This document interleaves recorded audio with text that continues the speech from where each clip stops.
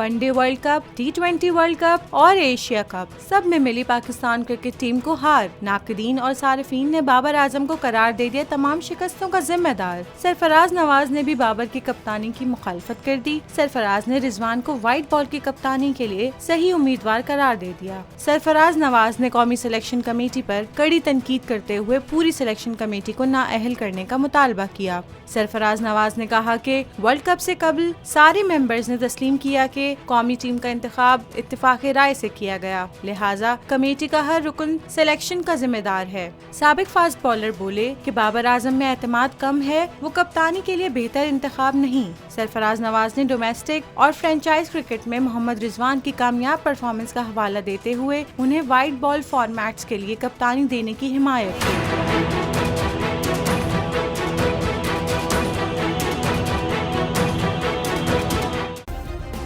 Subscribe کریں اور بیل دبائیں تاکہ کوئی خبر رہ نہ جائے۔